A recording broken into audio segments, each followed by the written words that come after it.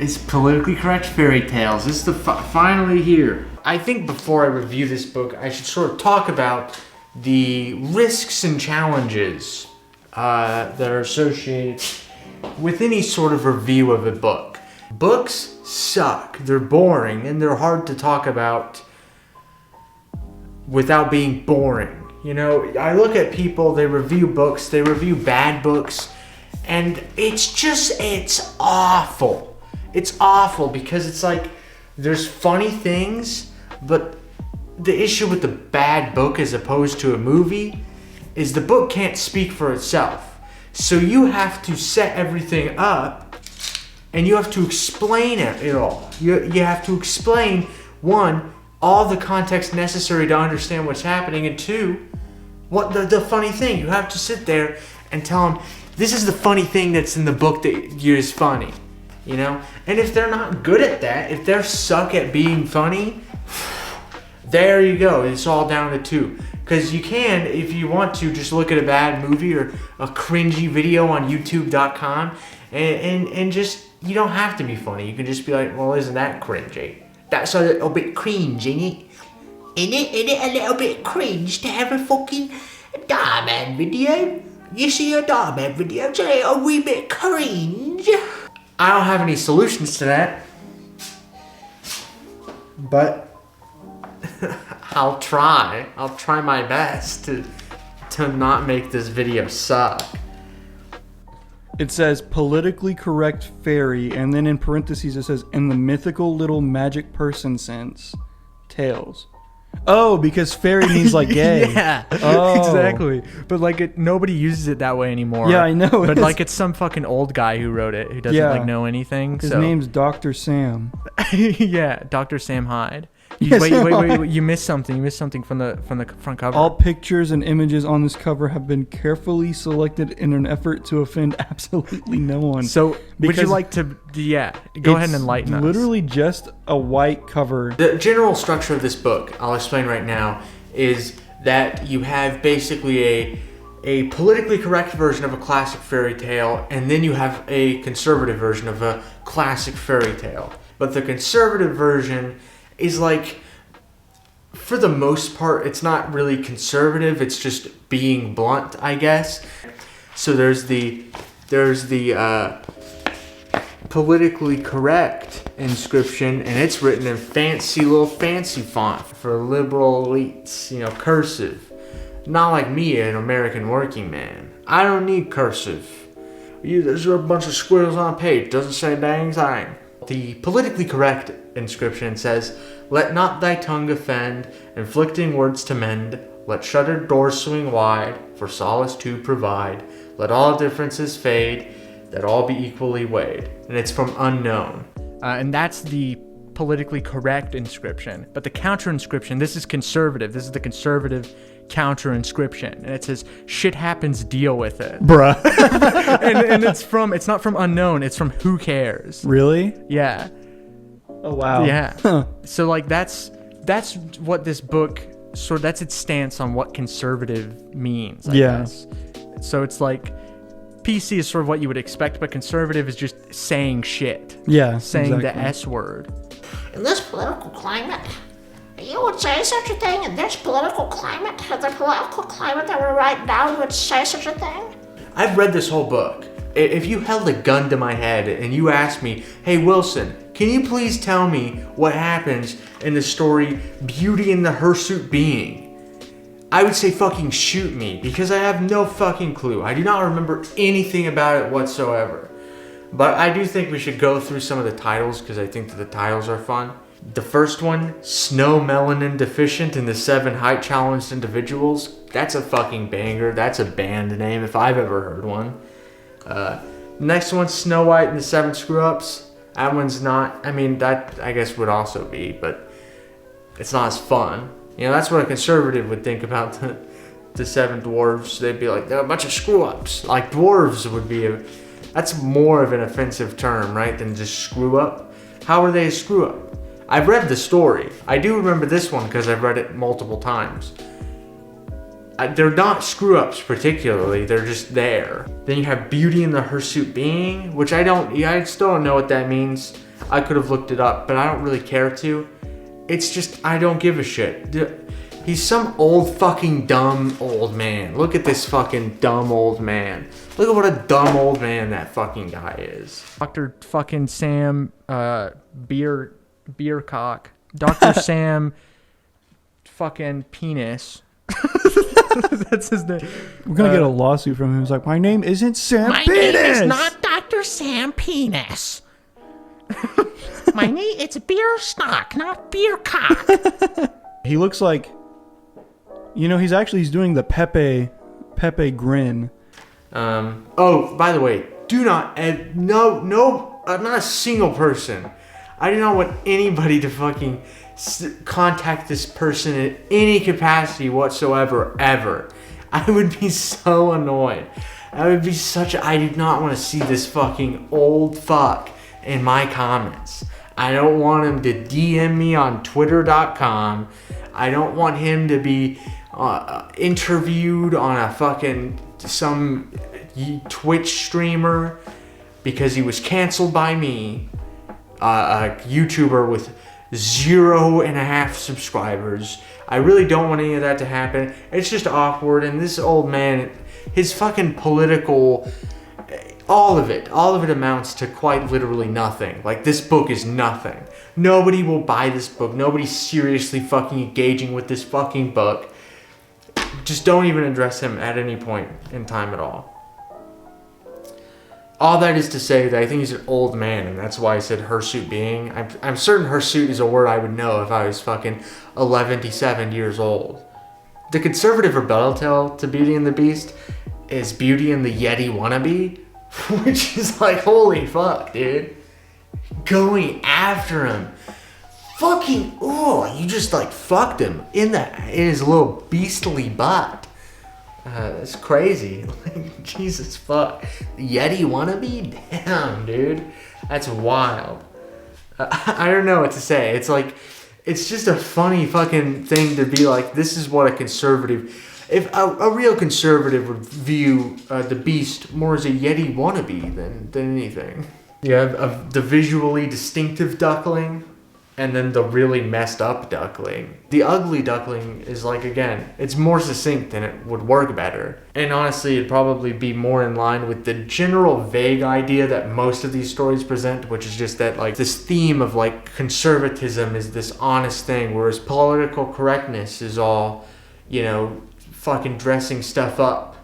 And making it false or whatever the fuck. I don't know. But like that's sort of the vibe that you get. Now there are more solid political stances that he has, but that I'm saving for the end section. Then you have Thumbelina and Thumbelina. Wow, he didn't put very much effort into those titles, and he didn't put very much effort into those stories either. Then we have Rapunzel and Repugnant, and in this case, the conservative one is the one with the changed name. Very Blonde Little Girl and the Three Bears, and Goldie Alien. Use some really fucking clever wordplay here. Then we have the Handsome Prince and the Handsome Felon to round it all off. So we're going to start with Snowmelon Deficient and the 7 Height Challenge individuals, and then we're going to basically skip to the end. That's essentially how this video is going to go. I'm going to go through these relatively fast. Interspersed, I'm going to have some footage from the podcast. That's my plan. Snowmelon and Deficient is, of course, Snow White. And I'm just going to call her Snow White because I can't do that. I can't say Snowmelon and Deficient over and over again. That is ridiculous. One thing that you'll immediately notice as you read the book, though, is that he just writes like a dumb, little, stupid fucking baby. It is written like a 5th grader trying to fill out the words to a 500-word essay. It's like one page in like Microsoft Word. But like to a fucking 5th grader, it's like, fuck, dude, 500 words? 5th graders fucking stupid, so they can't think of that. They don't know that many words. In the first paragraph, 2 times he says Snow White felt very different and alone in the exact same words. It's just so shit. And that happens like every couple pages. Like he'll do something where he says the same thing using the same words, like a couple sentences apart. and it's just awful. It's no good. I would give you examples, but it would require reading like a long, uninterrupted passage from the book, which I don't really want to do that much. So snow melanin deficient, Snow White has very pale skin, and it's not fair. And you know how fucking political correctness, everybody is the same. You all have to share a toothbrush, and everybody has to have sex with your wife. That is how, that's what Joe Biden wants. Joe Biden wants to fuck your wife and your daughter, and let brown people do those things too. So think about that maybe. But you know, she's pale, and so the king's like, hey, everybody has to fucking wear white face makeup. And so it's sort of this weird white supremacist thing. I don't know if that's intentional. He's trying to make the PC crowd seem hypocritical by imagining a situation in which they would be. I don't know. I don't really know. To be perfectly clear, I'm not like a particularly PC guy, I guess. The king's wife dies, and so, but he's like, it wouldn't be fair for me to choose one woman over any other to be queen. So he's like, you're all named queen, but then he still chooses a woman and he calls her special queen. And that's how she's referred to throughout the entire story. She's just referred to as special queen. Special queen gets jealous of Snow White, and she's like, well, I don't want to be mean. And so she sends her out into the woods. Also, it's mentioned in this book that Snow White has a brother called Prince Owl of Bino. And that's just what the jokes are in this book. That's just what they are. She has a brother. She's very pale, and so she has a brother named Prince Owl of Bino. Whenever Snow White comes to the Seven Dwarfs' house, she assumes that everything is small because they're poor, and smaller things must cost less money. And that's probably one of the few things that was like kind of funny to me. Like, just that assumption that, like, oh, it's smaller, so it must cost less. There's, like, a weird thing that he says whenever Snow White enters the Seven Dwarfs' cottage, and he's like, she knew that she should not go in the cottage without being invited, but she was so sure that she had to help whoever lived there and save them that she went in uninvited. Now, okay, putting our little thinking caps on. You know, whenever I heard uninvited going to somebody's house, the first thing that popped into my brain was like, oh, is this a commentary about immigration? But then, you know, you read the rest and it's like, oh, is this talking about like American, just like invading other countries? And, you know, with this part in particular, I'm not exactly sure. It could be about, you know, the United States, but I do think events that happen later will sort of clear up that I think it might be more about immigration. Because she was from another kingdom though, she didn't have permission to work for the 7 height challenged individuals. She had to be very careful that they all did not get in trouble for her making meals for them and cleaning her cottage. So like, what does this mean?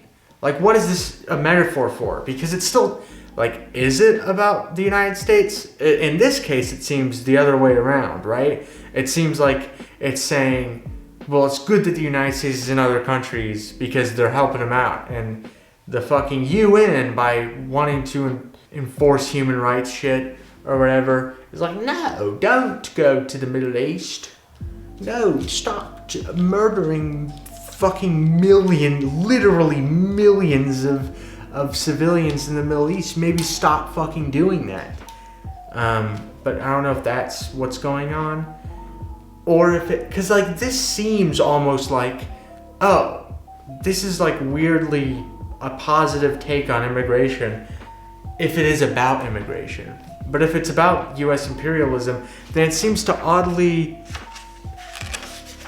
contradict what was there earlier, where this seems to be pro that. It seems to be like, oh, we're helping people.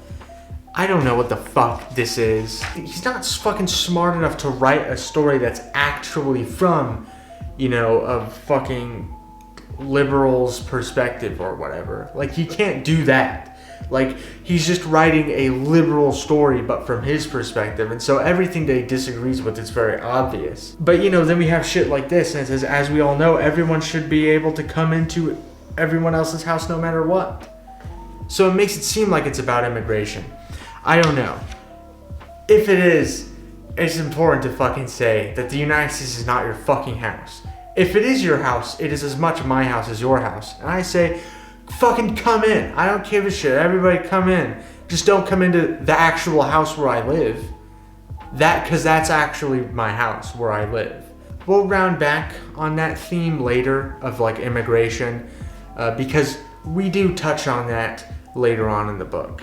The special queen goes out to the woods to live with the dwarves for some reason. It doesn't make any sense, right? Because she sent Snow White away so she wouldn't be mean to her because she was jealous. But she just decided to go out and live with them for some reason.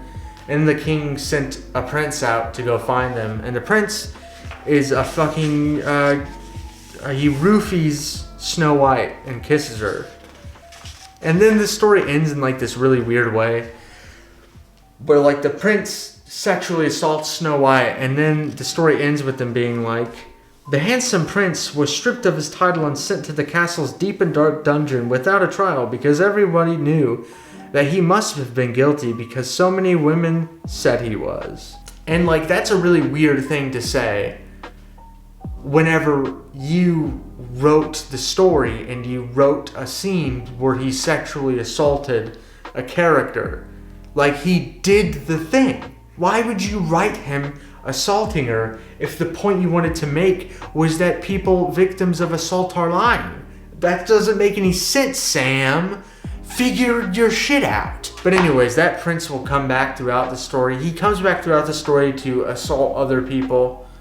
So it makes this passage even weirder, how it's like, oh, he just got convicted for no reason, for no evidence whatsoever. It's like, but he did do it. He did it. Now we have Snow White and the 7 Screw-Ups. And, you know, this one's much shorter than the previous one. And it's mostly just a retelling of Snow White, except, you know, the dwarves, one of them is named Doc, which I think there's one named Doc in the original. But in parentheses it says probably a doctor wannabe. I don't know why calling things wannabe something else is like such a fucking insult for Dr. Sam. Maybe Dr. Sam is insecure that maybe he's a fucking doctor wannabe. Think about that, maybe. It's not good. There's really not much to say about it. And then we're just gonna skip through this whole fucking middle section.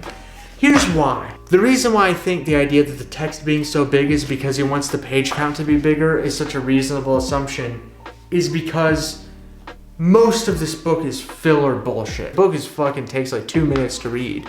It's kind of a fucking slog through like most of those middle stories. You know, just summaries. Summaries. Not even good summaries. Fucking shitty summaries of like fairy tales. Just absolutely atrocious and embarrassing for like an adult fucking person to write that. But we're gonna skip all the way to Rapunzel. On the back, it says that Dr. Sam is a physician and a healthcare consultant. And that is sort of expressed, I think, within the Rapunzel stories.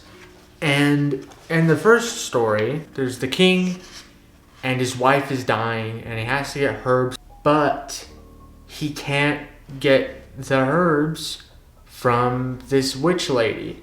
And so he steals the herbs and the witch lady punishes him by taking away his baby, which is like pretty clearly in this context like kind of a negative depiction of private health care. But the next one is even more so. Like the CEO holds a patent on the thing that could be used to heal the queen who's dying, and like the husband has to sell his house to buy the flower, and it turns out that the flower actually has a horrible side effect that the CEO just didn't mention that makes her covered in hair. It very clearly paints like the conservative view as like really shitty. It seems like he has a pretty progressive view on specifically healthcare.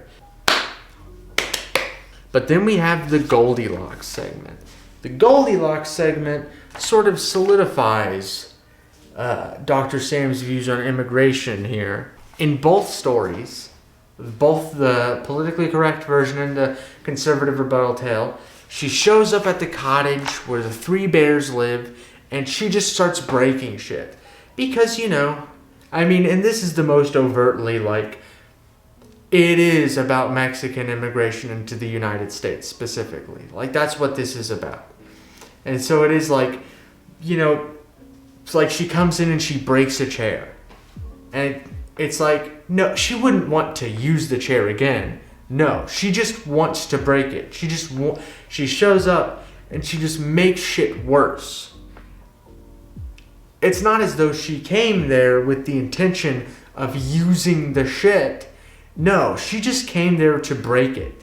Because that's what fucking Mexicans do. They just show up and they break shit. They're fucking a big brown horde. And the conservative rebuttal tale, she just walks into the house and starts breaking shit until she's comfortable. You know, Mexican people, they just want to live in shit. That's what they're fucking brown people who want to live in shit. So they would come into America and they're like, man, this isn't shitty enough. I want to make it shittier. That's why I came here. I came here to make things shittier. I am a brown person after all. Any, like, you know, like, sort of like, whatever, that, like, the rest of the book has, and any of the goodwill that you might have gotten from the, you know, surprisingly progressive stuff that he wrote in the Rapunzel story is just totally undone by, like, how disgusting this part is.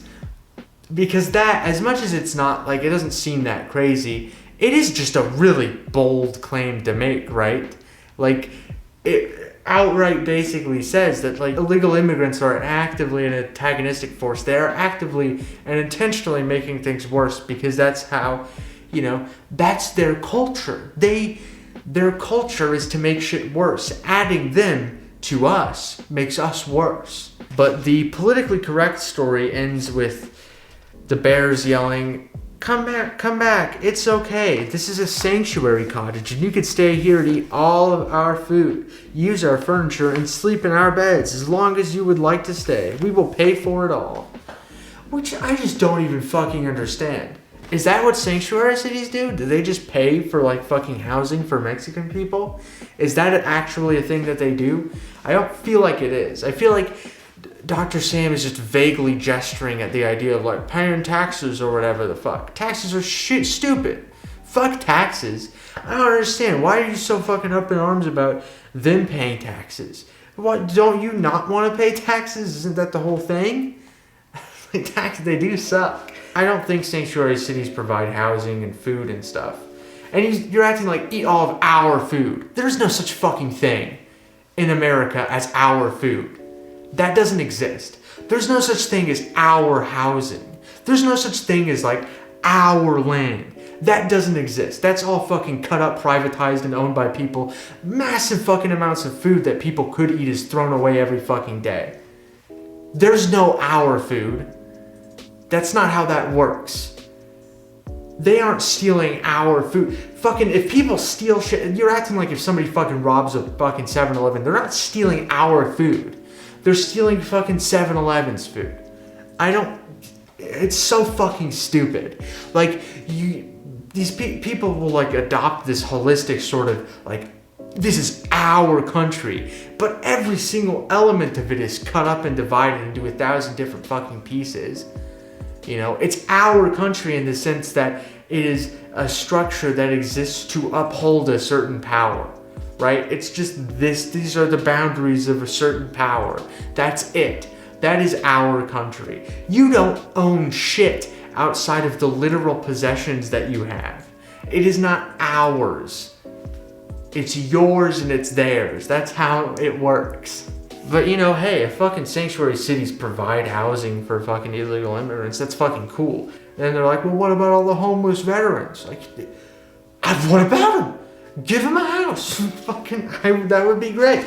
Getting sort of back away from that a little bit, we get to the conservative rebuttal tales. Look at this. Look at this nonsense. We got conservative rebuttal tales. Goldie Alien. Oh, I wonder what this fucking story is about. The cottage had previously been owned for 8 years by 3 lambs named Barack, Joe, and Nancy, who were constantly letting people come into the cottage and eat their food and use their accommodations.